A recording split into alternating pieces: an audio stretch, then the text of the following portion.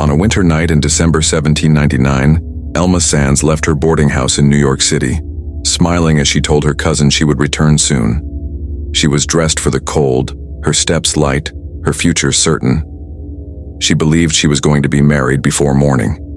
Weeks later, her body would be pulled from a dark Manhattan well, her dreams drowned with her. Let us know which country or state you are listening from. Our voices reach farther than the streets Elma once walked. The boarding house on Greenwich Street was never truly silent, not even in the deep hours of winter. The walls were thin, the floors creaked, and the wind found its way through every crack and seam. But on that night, the hush felt different, as if the house itself was listening. Elma's room was at the end of the hall, a small space with a narrow bed and a single window that looked out onto the street. She moved quietly, careful not to wake the others, but her excitement was difficult to hide. She laid her best dress across the bed, smoothing the fabric with slow, deliberate hands. The dress was blue, the color of a clear sky, and she had chosen it for this night, believing it would bring her luck. Catherine, her cousin, sat on the edge of the bed, watching Elma with a mixture of affection and worry. Catherine was older by a few years, her face marked by the city's hardships, but her eyes were gentle. She had always looked after Elma, ever since they'd come to New York together, two women alone in a city that did not care for the lost or the hopeful. Catherine's hands were folded in her lap, her fingers twisting a handkerchief as she spoke. "Elma, are you certain you want to go? It's late and the streets—" Her voice trailed off, the warning unfinished. Elma smiled, a soft, secret smile, and shook her head. "I have to go, Catherine. He's waiting for me. He promised." There was a pause, the kind that lingers when words are not enough. Catherine reached out, brushing a stray curl from Elma's forehead. "Just be careful, please." Elma nodded, her eyes shining in the lamplight. She pulled on her shawl, wrapping it tightly around her shoulders, and slipped her feet into her best shoes. She checked her reflection in the window, smoothing her hair, pinching her cheeks for color. The glass was cold beneath her fingers, and for a moment she saw not herself, but a shadow, a figure half formed by hope and fear. She blinked, and the vision was gone. Downstairs, the parlor was dim, the fire reduced to embers. Mrs. Ring, the landlady, sat in her usual chair, her knitting needles moving in slow, steady rhythm. She looked up as Elma descended the stairs, her eyes sharp and assessing. "Out so late, Miss Sands?" she asked, her voice low, almost a whisper. Elma hesitated, her hand on the banister, and nodded. "Just for a little while, Mrs. Ring. I'll be back before midnight." The landlady's gaze lingered, searching Elma's face for something unspoken. "See that you are," she said, her words heavy with meaning. In the corner, Mr. Anderson sat with his newspaper, the pages rustling as he turned them. He was a quiet man, always watching, always listening. He glanced up, his eyes meeting Elma's for a brief moment. There was something in his expression, curiosity perhaps, or suspicion, but he said nothing, only nodded in acknowledgement. Elma offered a polite smile, her lips pressed together, and moved toward the door. The other boarders were scattered about the room, their conversations hushed. Miss Loring, a seamstress, looked up from her mending. Her needle paused in midair. She watched Elma with a kind of longing, as if she too wished for a night filled with promise. Mr. White, a clerk, cleared his throat, his gaze flickering from Elma to the clock on the mantel. Time seemed to slow, each second stretching out, heavy with anticipation. Elma paused at the door, her hand resting on the latch. She turned back, her eyes searching the room as if memorizing the faces of those who had become her family. Catherine stood at the foot of the stairs, her arms wrapped around herself, her face pale in the firelight. Elma smiled, a small, reassuring gesture, and mouthed the words, "I'll be back soon." Catherine nodded, but her eyes were wet with unshed tears.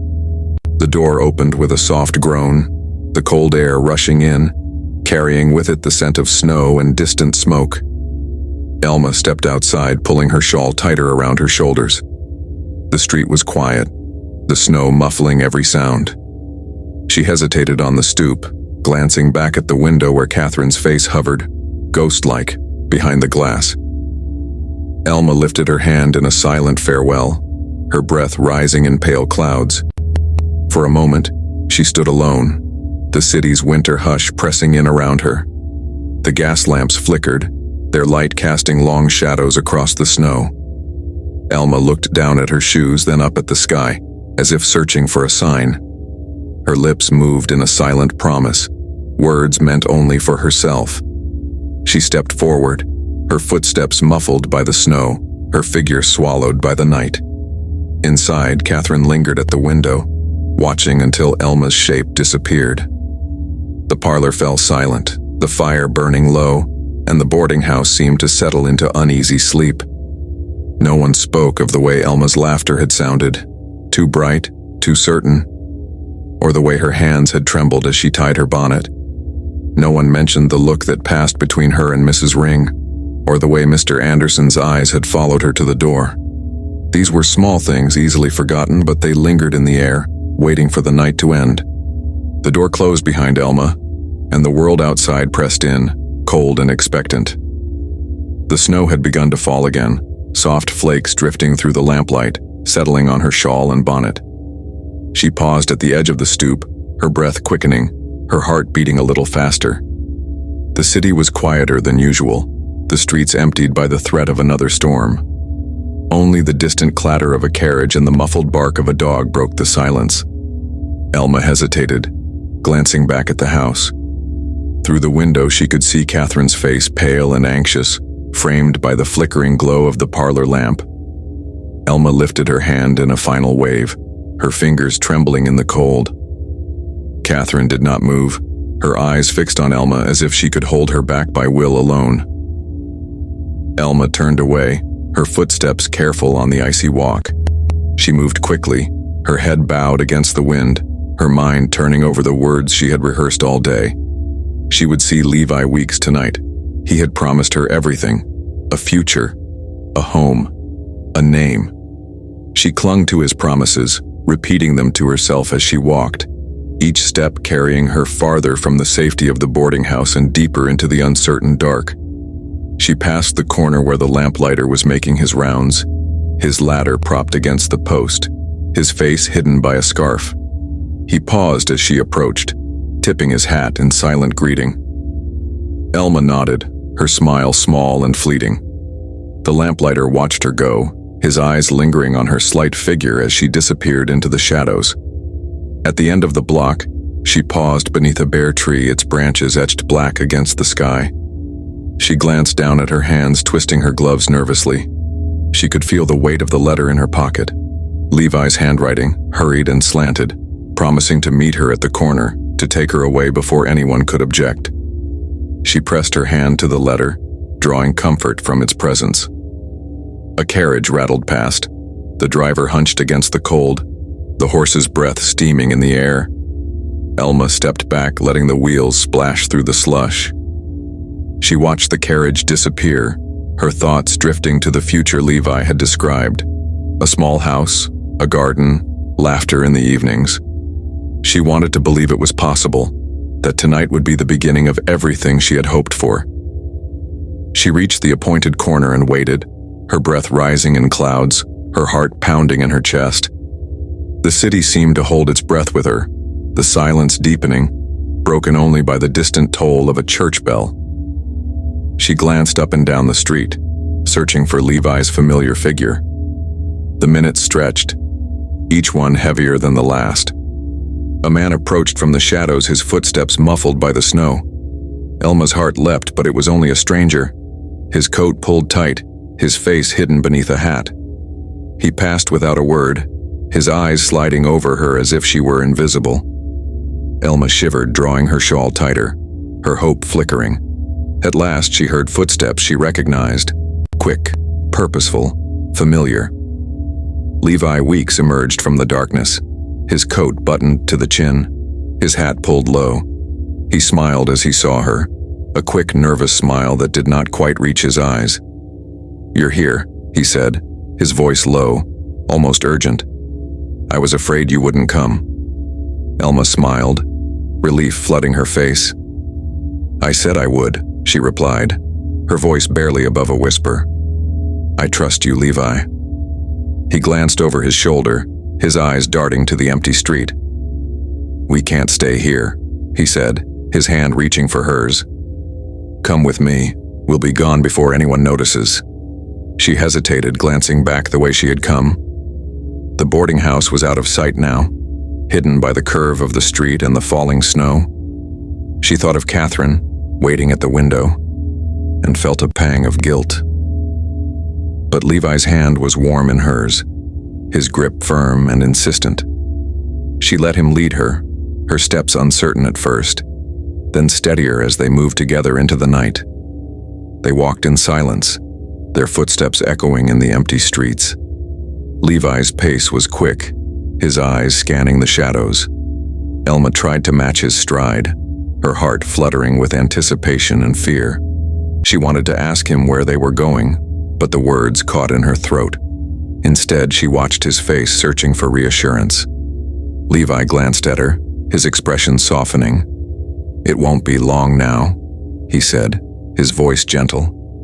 "Everything will be different after tonight." Elma nodded, clinging to his words. She wanted to believe him, to trust that the future he promised was within reach. They passed a row of darkened houses, their windows shuttered against the cold. A dog barked somewhere in the distance, the sound sharp and lonely. Elma shivered, her fingers tightening around Levi's hand. He squeezed her hand in return, his grip reassuring. As they walked, Elma thought of the life she was leaving behind. The narrow room, the familiar faces, the quiet routines of the boarding house. She wondered if anyone would miss her, if Catherine would worry when she did not return by midnight. She pushed the thought away, focusing instead on the warmth of Levi's hand, the promise of a new beginning. They turned down a narrow alley, the snow deeper here, untouched by passing feet. Levi slowed, glancing over his shoulder once more. "Almost there," he murmured. Elma nodded, her breath quickening. She could feel the weight of the night pressing in, the silence growing heavier with each step. For a moment she hesitated, her feet rooted to the ground. Levi turned to her, his eyes searching her face. "Do you trust me?" he asked, his voice barely audible. Elma looked at him, her heart pounding. She nodded, her voice lost in the wind. He smiled, a fleeting, uncertain smile, and led her on. The snow fell harder now, erasing their footprints as quickly as they made them. The city was silent, the night deep and endless. Elma walked beside Levi, her future unfolding with every step, unaware that these would be the last conversations she would ever have, the last impressions she would leave behind. Inside the boarding house, Catherine waited at the window, her candle burning low. She watched the empty street, her heart heavy with worry, the silence of the house pressing in around her. She whispered Elma's name, but the night gave no answer. The morning after Elma's departure arrived with a hush, the city muffled beneath a new layer of snow. In the boarding house, the usual sounds of waking, the clatter of the kettle, the soft tread of slippers on the stairs, seemed subdued, as if the house itself sensed something amiss. Catherine was the first to notice Elma's absence. She had not slept, not really, her vigil at the window broken only by brief, restless dozing. Each time she woke, she expected to see Elma's figure returning, shawl drawn tight, cheeks flushed from the cold. But the street remained empty, the snow undisturbed. By breakfast, Catherine's worry had settled into her bones. She moved through the parlor with a distracted air, her eyes flicking to the door at every sound. Mrs. Ring watched her from her chair, her knitting forgotten in her lap. "Did your cousin not come home?" she asked, her voice low, careful. Catherine shook her head, her lips pressed tight. She said she would be back before midnight. She's never stayed out all night before. The other boarders listened, their conversations faltering. Mr. Anderson folded his newspaper, his gaze thoughtful. Miss Loring set aside her mending, her hands trembling just slightly. Mr. White cleared his throat, glancing at the clock. Perhaps she stayed with friends, he offered, but the words hung in the air, unconvincing. Catherine forced a smile, but her eyes betrayed her. Perhaps, she echoed, though she knew Elma had no close friends in the city, no one she would trust enough to stay with overnight. She tried to recall every detail of the night before. Elma's laughter, the way she had smoothed her dress, the letter she had tucked into her pocket. The memory of that letter gnawed at her, a secret she had not shared. As the day wore on, the mood in the house shifted. At first, the boarders tried to carry on as usual, but Elma's absence was a shadow that lengthened with each passing hour. Mrs. Ring sent Catherine to the market, hoping the errand would distract her, but Catherine returned quickly, her arms empty, her face pale. She lingered in the parlor, glancing at the door, listening for footsteps that never came. By evening, whispers had begun. Miss Loring confided in Mrs. Ring, her voice barely above a whisper. She was so happy last night. I've never seen her look so sure of herself. Mrs. Ring nodded, her expression grave. She said she would be back soon. She promised. The words echoed through the house, a refrain that grew more desperate as the hours passed. Catherine could not eat. She sat by the window, her hands folded in her lap, her eyes fixed on the street. She watched the snow fall, each flake erasing the traces of the night before. She tried to convince herself that Elma would return, that there was some simple explanation, but doubt crept in, cold and insistent. On the second day, Catherine went to the police. She stood in the small, crowded office, her voice trembling as she described her cousin, her age, her height, the color of her dress. The officer listened, his face impassive. "Young women go missing all the time," he said, not unkindly. "She'll turn up." Catherine nodded, but the words offered no comfort. Back at the boarding house, the boarders gathered in the parlor, their voices hushed. Mr. Anderson spoke quietly to Mrs. Ring. "I saw her leave with a man," he said, his eyes darting away. "I couldn't see his face." Mrs. Ring frowned, her hands twisting in her lap. "Did she seem frightened?" Mr. Anderson shook his head. "No, she seemed hopeful." The days slipped by, each one heavier than the last. The city moved on, indifferent to the small tragedy unfolding on Greenwich Street. But inside the boarding house, time seemed to slow. Catherine moved through the rooms like a ghost, her hope fading with each sunrise. She searched Elma's room, looking for clues, but found only the small, ordinary things her cousin had left behind: a hairbrush, a ribbon, a half-finished letter. At night, Catherine lay awake, listening to the silence. She replayed their last conversation over and over, searching for something she had missed. She remembered the way Elma had smiled, the way her hands had trembled. She wondered if she should have stopped her, if she should have insisted she stay. The other boarders grew restless. They spoke in whispers, their eyes avoiding Catherine's. Some began to avoid the parlor altogether, as if Elma's absence were a contagion. Mrs. Ring tried to keep order, but her voice was thin, her authority undermined by the growing sense of dread. On the fifth night, Catherine dreamed of Elma. In the dream, Elma stood at the foot of her bed, her dress wet and clinging, her eyes wide and pleading. Catherine reached for her, but Elma slipped away, her figure dissolving into the darkness. Catherine woke with a start, her heart pounding, the image lingering long after the dream had faded. By the end of the week, hope had given way to fear. The questions grew sharper, the silences longer. The boarding house waited, breathless for news that would not come. Elma's absence was no longer a delay. It had become something else. A wound, a secret, a shadow that would not lift. It was a Sunday when the city's silence broke.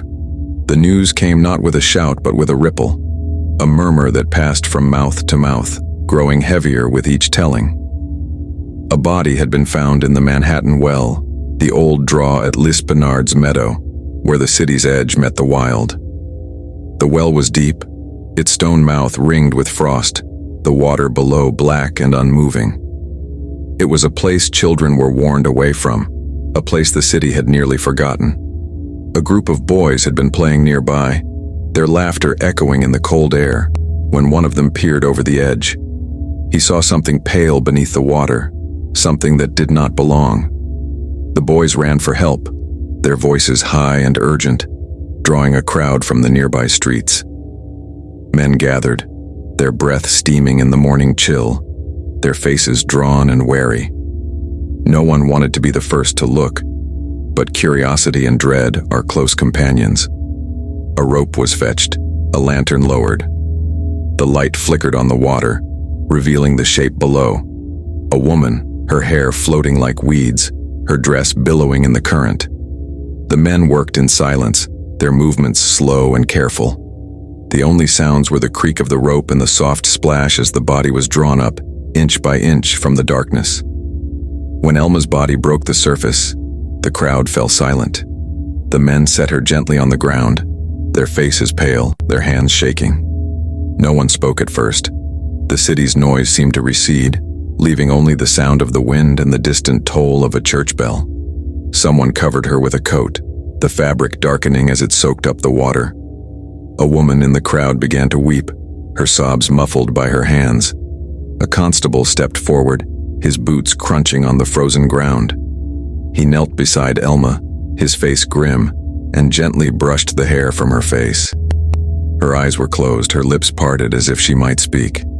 The constable looked up, his voice low and steady. "Does anyone know her?" he asked. The question hung in the air, unanswered. A boy pointed, his voice trembling. "She lived on Greenwich Street, I've seen her before." The crowd shifted, uncertain. A man stepped forward, his hat in his hands. "That's Miss Sands," he said quietly. "She's been missing." The words seemed to settle over the gathering, heavy as snow. The constable nodded, his jaw tight. He stood, signaling for the men to lift Elma's body. They carried her with care, their steps slow and measured, as if afraid to disturb her further. The crowd parted, heads bowed, eyes averted. No one wanted to meet the gaze of the dead. As they passed, a woman reached out, her fingers brushing Elma's hand. She drew back quickly, crossing herself, her lips moving in silent prayer. The procession moved through the streets, the city watching from behind curtains and half-open doors. Word spread ahead of them, and by the time they reached the boarding house, a small crowd had gathered. Catherine was waiting at the window, her face drawn and hollow. She saw the men approach, saw the shape beneath the coat, and knew before anyone spoke. She opened the door, her hands trembling, her breath coming in short, sharp gasps. The constable met her eyes, his own full of sorrow. "I'm sorry," he said, the words barely more than a whisper. Catherine fell to her knees, her grief silent and complete. The other boarders gathered behind her, their faces pale, their eyes wide with shock. Mrs. Ring pressed a hand to her mouth, her knitting falling to the floor. Mr. Anderson turned away, his shoulders shaking. Miss Loring wept openly, her sobs filling the hallway. The constable spoke quietly, his words meant only for Catherine.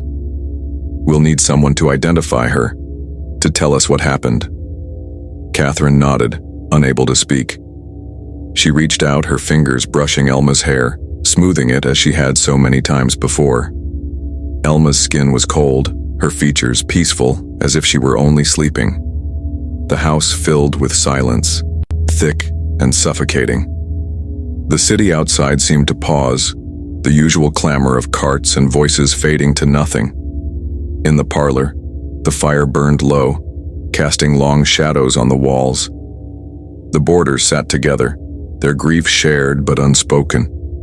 No one knew what to say. No one dared to break the hush that had settled over them. That night, The boarding house did not sleep. Catherine sat by Elma's side, her hand resting on her cousin's, her tears falling silently. The others kept vigil in their own way. A prayer whispered, a candle lit, a memory recalled in the quiet dark. The city moved on, indifferent. But in that small house on Greenwich Street, time stopped. The truth of Elma's fate had risen from the well, but the questions it brought would linger unanswered in every corner of the house. The city's sorrow quickly turned to suspicion. Elma's death was not a quiet tragedy. It was a question that demanded an answer. The constables moved with new purpose, their boots echoing in the halls of the boarding house, their voices low and urgent. They asked for names, for stories, for the smallest details of Elma's last night. Catherine told them about the letter, about the promise of marriage, about the man who had waited for Elma in the dark. Levi Weeks. His name was spoken first in a whisper, then with certainty. He was a carpenter, young and ambitious, a man who had lived in the same house, who had smiled at Elma in the hallway, who had been seen with her on more than one occasion. The boarders remembered his politeness, his careful words, the way he had always seemed to be in a hurry. Now, every memory was turned over, examined for hidden meaning. The constables found Levi at his workshop, his hands stained with sawdust, his eyes red from lack of sleep. He did not run. He did not protest. He stood quietly as they told him why they had come, his face unreadable. "I have done nothing wrong," he said, his voice steady, but there was a tremor beneath the words, a flicker of fear that passed quickly across his features. They brought him to the station, where the air was thick with the smell of damp wool and ink. The questions came quickly, each one sharper than the last. Where had he been that night? What had he promised Elma? Why had he not spoken up when she disappeared? Levi answered each question with care, his words measured, his gaze fixed on the table before him. "I walked with her for a while," he said. "She was upset. She wanted to talk. I left her near the corner. She said she would go home." The constable leaned forward, his eyes narrowing. "Did you see anyone else? Did you hear anything unusual?" Levi shook his head, his hands folded tightly in his lap. "No, I saw no one. I heard nothing." The room was silent for a moment, the only sound the scratch of a pen on paper. The constables watched Levi, searching his face for a sign of guilt, for a crack in his composure. He met their gaze, his eyes clear but distant, as if he were already somewhere else. Word of his arrest spread quickly. The city was hungry for answers, for someone to blame. Crowds gathered outside the station, their voices rising in anger and disbelief. Some shouted Levi's name, their faces twisted with rage. Others whispered that he was innocent, that Elma had been troubled, that the city itself was to blame. Inside the boarding house, the news brought no comfort. Catherine sat in Elma's room, her hands folded in her lap, her eyes fixed on the empty bed. She remembered the way Levi had looked at Elma, the way he had spoken to her in the hallway, his voice low and gentle. She wondered if she had missed something, some warning she should have seen. Mrs. Ring was less forgiving. "I never trusted him," she said, her voice sharp. Too quick with a smile, too eager to please. Men like that always have something to hide. Mr. Anderson said nothing, his face pale, his eyes shadowed. Miss Loring wept quietly, her grief mingled with fear. At the station, Levi waited.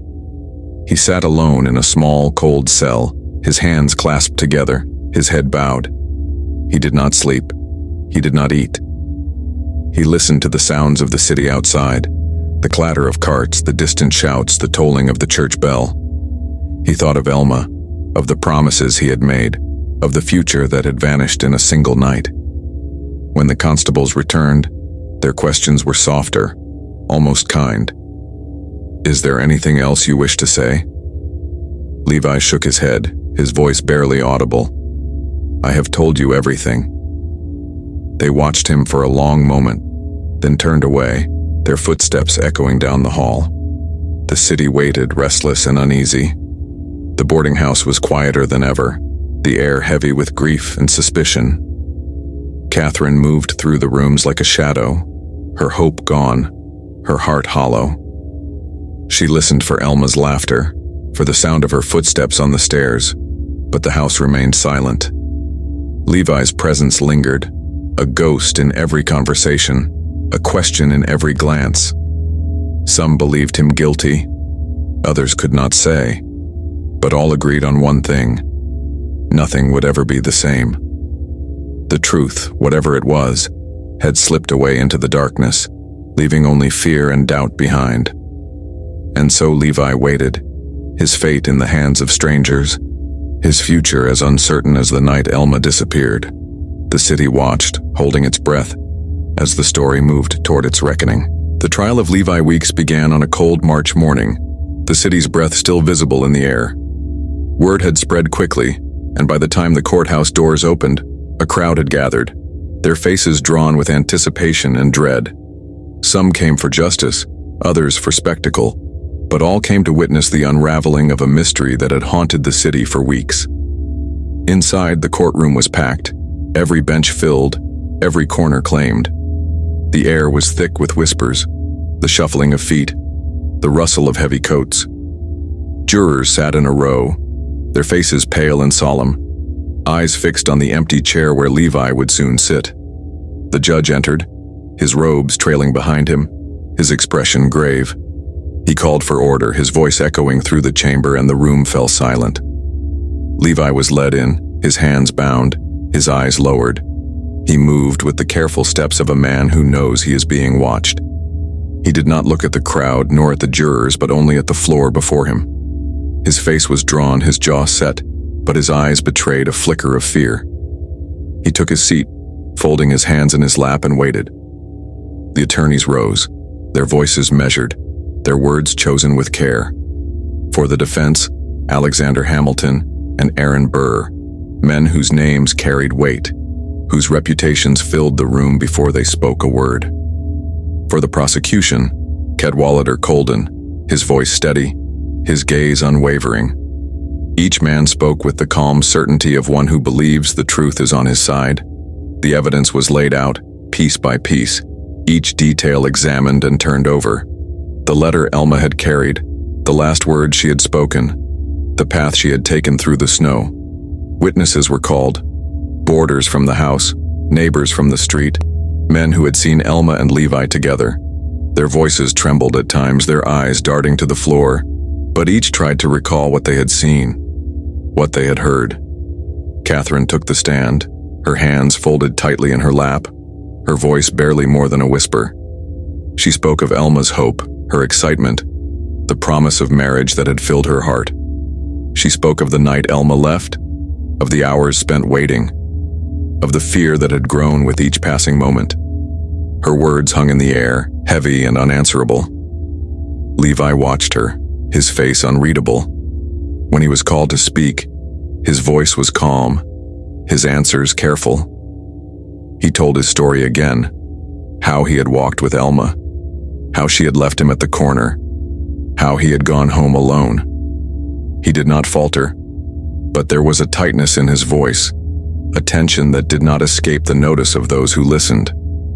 The attorneys pressed him, their questions sharp, their words precise. Hamilton's voice was low, almost gentle, as he guided Levi through his answers.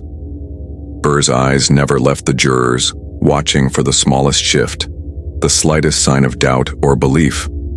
Colden's questions were colder, more direct, his tone edged with accusation. The jurors watched it all, their faces a study in restraint. Some leaned forward, their brows furrowed in concentration. Others sat back, arms crossed, their eyes narrowed. As the hours passed, their expressions changed. A flicker of surprise, a tightening of the lips, a glance exchanged when a witness faltered or a lawyer pressed too hard. Outside, the crowd waited, their voices rising and falling with each rumor, each scrap of news that filtered from the courtroom. Inside, the tension grew, the air thick with expectation. The judge's gavel fell again and again, calling for order, for silence, for patience. As the trial wore on, the lines between truth and doubt blurred. The attorneys' voices rose and fell, their arguments weaving a tapestry of suspicion and possibility. The jurors listened, their faces impassive, but their eyes betrayed the weight of what they heard. When the final arguments were made, the courtroom held its breath. The judge's instructions were clear, his voice steady, but the meaning of his words seemed to shift in the charged air. The jurors withdrew, the door closing softly behind them, leaving the city to wait. Levi sat alone, his hands folded, his eyes fixed on the floor. The attorneys gathered their papers, their faces drawn with fatigue. Catherine sat in the gallery, her hands clasped, her eyes closed in silent prayer. The crowd outside pressed closer, their voices rising in a low, anxious hum. The hours passed. The city waited. Inside the courtroom, the air was thick with fear and hope, with the memory of a young woman who had left her home on a winter night, believing she would return. The truth hovered just out of reach, a shadow that would not lift, as the fate of Levi Weeks hung in the balance. The verdict came in the early hours when the city was still and the courthouse lamps burned low. The jurors filed back into the room, their faces drawn, their eyes shadowed by sleeplessness and the burden of their task. The crowd, restless and cold, pressed closer, their breath clouding in the air, their hope and anger mingling in the silence. Levi stood as the judge called for order. His hands trembled at his sides, his face pale beneath the flickering light. The foreman rose, his voice steady but quiet, and spoke the words that would echo through the city. Not guilty. For a moment, there was only silence. The words seemed to hang in the air, suspended between disbelief and relief. Then the room erupted, a wave of voices, some raised in outrage, others in astonished laughter. The crowd outside surged forward, their shouts carrying through the open windows, a mixture of fury and confusion. Levi did not move. He stood frozen, his eyes wide, his breath coming in shallow bursts. Hamilton and Burr flanked him, their faces unreadable, their hands steady on his shoulders. The judge called for quiet, his gavel striking the bench again and again, but the noise would not be contained. Catherine sat in the gallery, her hands clenched in her lap, her eyes fixed on the floor. She did not weep. She did not speak. Around her, the other boarders shifted in their seats, their faces pale, their mouths set in hard lines. Mrs. Ring shook her head, her lips pressed tight, her knitting forgotten in her lap. Mr. Anderson stared straight ahead, his jaw clenched, his eyes shining with something like fear. Outside, the city's mood turned quickly. Some shouted that justice had been denied, that the rich and powerful had twisted the truth. Others whispered that Levi had been a victim, that Elma's death was a tragedy with no villain. The newspapers printed every rumor, every accusation, their headlines bold and unforgiving. The well on Lispenard's meadow became a place of pilgrimage, a site of whispered prayers and angry curses. In the days that followed, the boarding house was quieter than ever. Catherine moved through the rooms like a shadow, her grief a silent companion. She kept Elma's things just as they had been, the blue dress folded on the bed, the hairbrush on the table, the half-finished letter tucked away in a drawer. She spoke little, her voice thin and distant, her eyes always searching the empty doorway. The other boarders avoided her, their conversations hushed, their glances quick and uneasy. Mrs. Ring tried to comfort her, but her words fell flat, her hands awkward and uncertain. Miss Loring wept in the evenings, her sobs muffled by her pillow. Mr. Anderson left the house for long walks, returning only when the streets were empty. Elma's name lingered in every room, in every silence. Some spoke of her with tenderness, recalling her laughter, her kindness, the hope that had shone in her eyes. Others spoke of her with fear, as if her fate might reach out and claim them too. The city moved on, but the house on Greenwich Street remained suspended in grief, its windows dark, its halls echoing with memories. Levi Weeks disappeared from the city soon after. Some said he left for the south, others that he changed his name and started anew. His absence was another wound, another question left unanswered. The trial faded into rumor, the details blurred by time and retelling, but the sense of injustice remained, a shadow that would not lift. Catherine kept vigil for Elma, lighting a candle each night, whispering her name into the darkness. She waited for a sign, a dream, a moment of peace, but none came. The city outside grew louder, busier, but inside the boarding house, time seemed to stand still. In the end, Elma was remembered not for the promise she carried, but for the silence she left behind. Her story became a warning, a sorrow passed from one generation to the next, a name tied forever to a well and a winter night. The truth, whatever it was, remained just out of reach, a secret kept by the city and the darkness that swallowed her. Elma Sands left with a promise in her heart. She returned only as a name tied to a well. The truth sank with her, and it has never risen. In the years that followed, the city changed. Streets were paved, new buildings rose, and the well at Lispenard's Meadow was filled and forgotten, its stones buried beneath the weight of progress. But in the quiet corners of the boarding house, and in the memories of those who had known her, Elma's absence remained, a hollow that could not be filled. Catherine grew older, her hair silvering, her steps slowing. She kept Elma's blue dress folded in a drawer, the fabric soft with age, the color faded by time. Sometimes on winter nights, she would sit by the window, watching the snow fall, her thoughts drifting back to that last evening. She would remember Elma's laughter, the way she had smoothed her dress, the hope in her eyes as she stepped out into the cold. Catherine would whisper her cousin's name as if the night might carry it back to her. The other boarders moved on, their lives shaped by the shadow of what had happened. Mrs. Ring grew quieter, her knitting set aside, her gaze often distant. Miss Loring married and left the city, but she never spoke of Elma again. Mr. Anderson's walks grew longer, his silences deeper. The house itself seemed to hold its breath, as if waiting for a return that would never come. The city, too, remembered in its own way. The story of Elma Sands was told and retold, each version colored by fear, by anger, by the need to make sense of what could not be explained. Some said she had been betrayed by love, others that she had trusted too easily. Some blamed Levi Weeks, others whispered of secrets and conspiracies, of powerful men and hidden truths. But the well remained silent, its depths undisturbed, its secrets kept. For a time, people left flowers at the place where the well had been. They whispered prayers, lit candles, pressed their hands to the cold stones. But as the years passed, the city's memory faded.